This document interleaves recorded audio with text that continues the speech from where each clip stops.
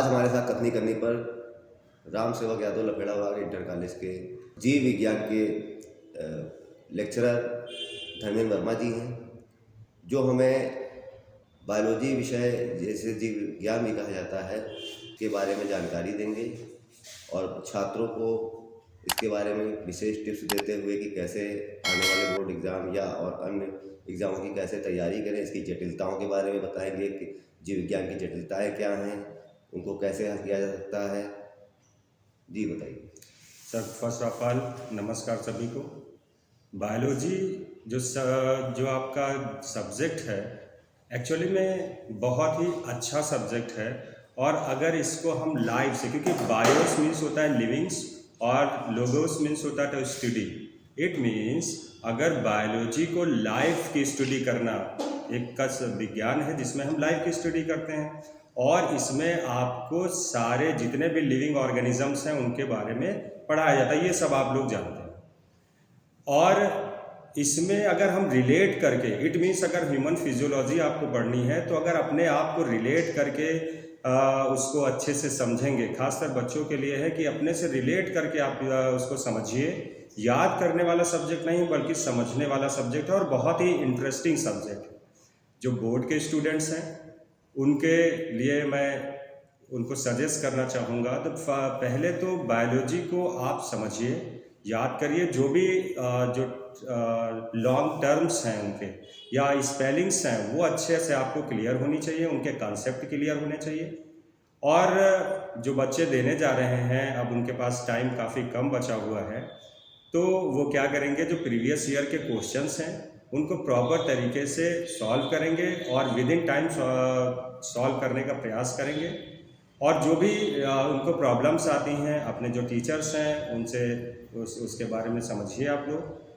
तो थ्योरी और प्रैक्टिकल वगैरह भी कैसे बिल्कुल जैसे सत्र तो हो गया, बिल्कुल हो गया है, तो उसके बाद अब जो थ्योरी है उस पर कैसे क्या, जो पेचीदा क्या उसमें चीज़ें हैं जो निकल के आती हैं, जिनमें बच्चों को जहाँ पर दिक्कत होती है, वो बताइए। जैसे सर हमारे यहाँ जो पोलन ग्रेन्स हैं, सिंपल सा एग्जांपल लेते हैं पोलन ग्रेन्स का। तो पोलन ग्रेन्स के जर्मिनेशन के बारे में बताया जाता है बच्चों को, लेकिन अगर हम उसको करके दिखा दें तो ज़्यादा उनको समझ में आता है कि हाँ किस तरह से पोलन एक्साइन इंटाइन क्या होता है, किस तरह से पोलन ग्रेन जर्मिनेट करते हैं। तो हम लोग क्या करते हैं, कैविटी स्लाइड आती है, स्पेशल स्लाइड आती है इनके लिए, और उससे काफ़ी कुछ देखते हैं। जो प्रैक्टिकल हम करके सीखते हैं, तो वो साइंस का मतलब ही होता है प्रैक्टिकल करके सीखना। और जो चीज़ें हम प्रैक्टिकल करके सीखते हैं बहुत अच्छे से बच्चों को कॉन्सेप्ट समझ में आता है। मैं बच्चों से एक और बात कहना चाहूँगा कि जो बच्चे रेगुलर क्लास में रहते हैं, रेगुलर क्लास लेना बहुत आपके लिए ज़रूरी है। जो बच्चे रेगुलर क्लास में रहते हैं वो बहुत अच्छा परफॉर्मेंस देते हैं। मैंने देखा है अपनी कई साल के एक्सपीरियंस में, जो बच्चे जो है रेगुलर आते हैं उनका जो परफॉर्मेंस रहता है बहुत सुंदर रहता है। और हमारे बच्चे 99 तक स्कोर किए हुए हैं। लेकिन आपको रेगुलर क्लास आनी है, जिससे कि आप जब हम कोई भी टर्म्स आपको बोलते हैं तो वो रिपीट होते रहते हैं, आपको उसमें ज़्यादा मेहनत करने की ज़रूरत नहीं पड़ेगी। अच्छा, 15 वर्षों से आप शिक्षा दे रहे हैं जी बच्चों को, 9th और 12th के, तो इसमें आपको कहाँ पर लगा कि बच्चों को कहाँ पर दिक्कत आती है? सबसे ज़्यादा मतलब आपका अनुभव जो है उस आधार पर बच्चों को कहाँ, जैसे मैंने कहा रेगुलर जो आ रहे हैं वो ठीक रहते हैं छात्र, और जो मतलब रेगुलर नहीं होते उनको दिक्कत आती है। तो ऐसे भी बच्चे होंगे जो रेगुलर आने के बाद भी उनको कुछ दिक्कतें आ रही हो, क्लास छूट जाने के बाद भी दिक्कत आ रही हो, तो वहाँ पर बताएं।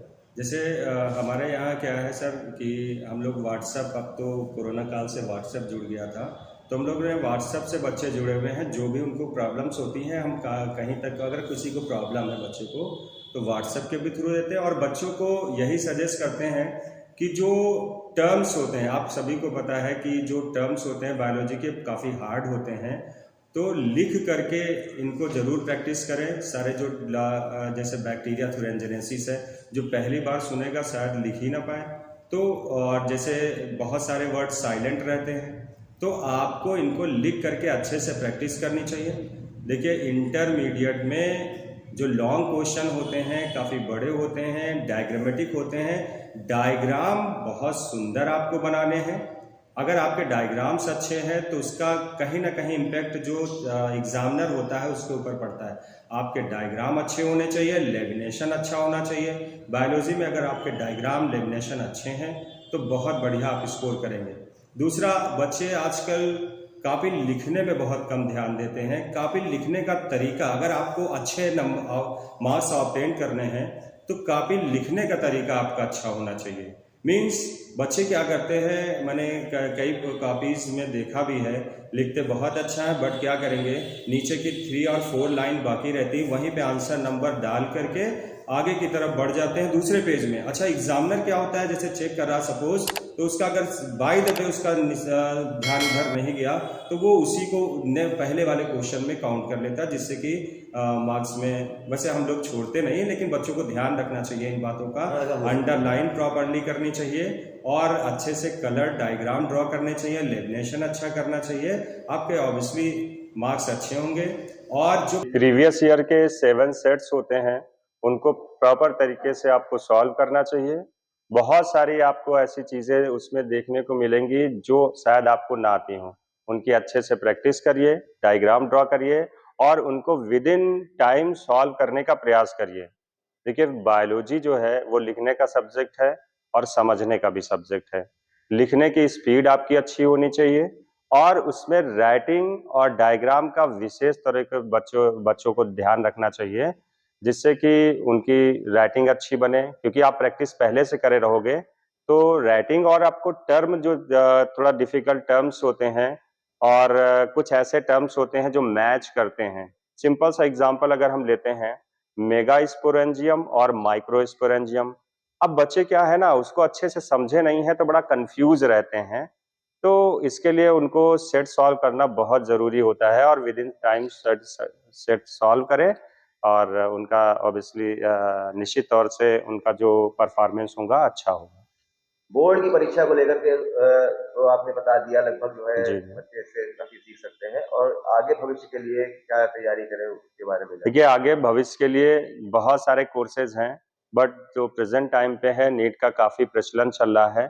तो बच्चों को मैं कहना चाहूँगा कि पहले से ही अपनी जो चीज़, पहले तो बच्चों को कंफर्म होना चाहिए हमें आगे करना क्या है। अगर उनको कंफर्म है कि नीट करना है तो उसके लिए पहले से हमें तैयारी, बेस अपना मजबूत करना चाहिए। तो उसको मजबूत करने के लिए हमें क्या करना है, जैसे ही आपके टीचर्स आपको चैप्टर की जो भी समझा देते हैं, लिखा देते हैं, उसके बाद जो आपकी बुक्स होती हैं, उनमें ऑब्जेक्टिव टाइप के क्वेश्चंस काफ़ी दिए होते हैं, नियर अबाउट 200 के अप्रॉक्स दिए होते हैं।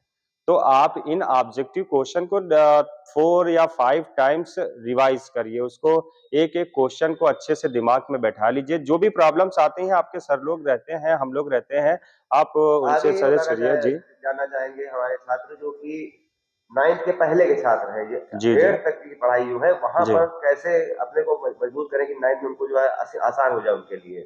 तो क्या आपका मानना है कि 8th तक बच्चे कैसे क्या कैसे पढ़े और कैसे जो है 9th में आकर के बेहतर कर। देखिए सर, जैसे साइंस है, मैंने बताया था, ये ऐसा सब्जेक्ट, इंटरेस्टिंग सब्जेक्ट होता है।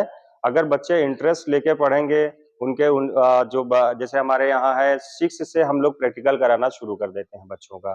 तो सेक्शन कटिंग का है, हमारे यहाँ बहुत सारी स्पॉटिंग्स हैं। तो बच्चों को हम लोग क्या करते हैं, प्रिपेयर 6 से कराना शुरू कर देते हैं, जिससे कि 12th में आते-आते वो सेक्शन काटना और जो भी स्लाइड्स प्रिपेयर करनी है वो अच्छी तरीके से जान रहे हैं। तो बच्चों को कॉन्सेप्ट समझना बहुत ज़रूरी होता है और एक टीचर को भी ऐसा टीचिंग करना चाहिए जिससे कि बच्चे उसके प्रति क्या हो, साइंस को हव्वा मान के ना पढ़ें, बल्कि वो उनके अंदर इंटरेस्ट जगे और चीज़ों को, नेचर में जो चीज़ें हैं उनको जानने का वो कोशिश करें, जानने की कोशिश करें। कि जो नाइट में खिलने वाले जो फ्लावर्स होते हैं अधिकतर व्हाइट कलर के क्यों होते हैं, तो एक जिज्ञासा रहेगी, उनको जानने की जिज्ञासा रहेगी और वो अपने टीचर से कंसल्ट करेंगे। जब जिज्ञासा बढ़ेगी तो ऑब्वियसली उनका नॉलेज भी बढ़ेगा। कहीं ना कहीं ये कहा जाए कि जीव विज्ञान जितना ज्यादा नेचर के करीब जाएंगे या जानवरों और इतना इंटरेस्ट लेंगे इनके बारे में जी जानेंगे बिल्कुल, तो बायोलॉजी का मीन्स मैंने पहले ही बताया कि जो बायोलॉजी का मीन्स ही होता है बायोस और प्लस लोगोस होता है। बायोस मीन्स प्रत्येक होता जीवों है के बारे में लिविंग जानकारी होना। और लोगोस मीन्स होता है टू स्टडी, यानी लिविंग के बारे में स्टडी करना।